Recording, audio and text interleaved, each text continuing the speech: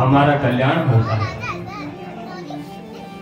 क्योंकि जिस भागवत की कथा को आप सुन रहे हैं ना, क्या करो, भागवत की कथा को सुन रहे, ये भागवत की कथा स्वयं भगवान श्री कृष्ण ही है। हम भागवत की पूजा करते हैं तो इस भागवत को कोई पुराण मत समझ ले। तेनेयं वाङ्मयी मूर्ति प्रत्यक्षा वर्तते हरि सेवना श्रवणात् पाठात् दर्शनात् पापनाशिनी। जो जिस भागवत की आप पूजा अर्चना करते हैं ना साहब, कहा जाता है कि भागवत प्रत्यक्ष रूप से भगवान श्री कृष्ण ही यहाँ पर विराजमान है। क्योंकि जब भगवान अपनी लीला को जो है पूरी करके अपने परम धाम को प्रस्थान कर रहे थे ना, जब तो भगवान के भक्त हैं उद्धव।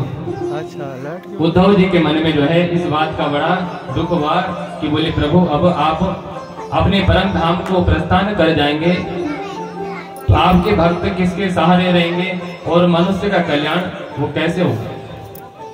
क्योंकि जब तक भगवान इस धरा धाम पर रहते हैं साहब, तब तक ऐसा देखा जाता है कि बोले पाप संताप वो सब जो है इस धरती पर नहीं होता।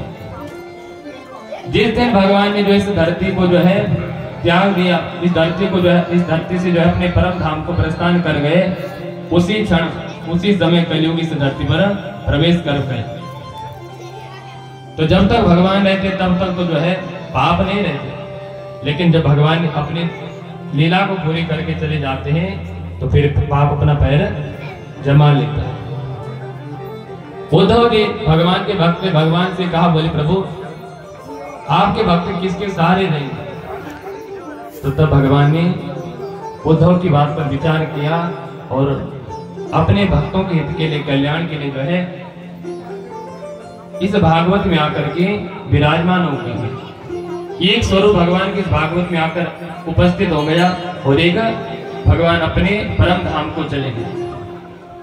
इसलिए सेवना श्रवणा पाठा दर्शनात् पापनाशिनी।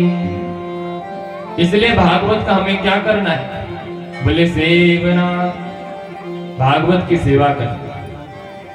और आप देखते हैं भागवत की सेवा कैसे होती है, बोले जो है भागवत की जो है पूजा करते हैं फूल से चंदन से, ये भागवत की सेवा होगी। लेकिन अगर कोई भागवत की सेवा ना कर सके, अगर बोले जो है सेवा करने के लिए जो है दान दक्षिणा नहीं है, तो उसके लिए क्या कहा गया है, बोले श्रवणा, बोले वो भागवत की कथा को सुनो। केवल जो है आप आकर के बैठ जाइए और बैठ करके आप भागवत की कथा सुनो तो आपको जो है वही उस फल का जो है उस सेवा का फल मिलेगा जो एक व्यक्ति भागवत की सेवा करे। और जो व्यक्ति सेवा नहीं कर सकता, जो श्रवण नहीं कर सकता, यदि जो है मान लिया आप जो है अपने घर में किसी काम से भागवत की कथा में जो है आकर की भागवत की कथा को नहीं सुन पा रहे, बहुत जरूरी काम था नहीं आ पाए, तो तब कहा बोले पाठ, उस व्यक्ति को भागवत की कथा का पाठ करना चाहिए। भागवत का पाठ करने से भी बोले हमारे जीवन के पाप कटते हैं।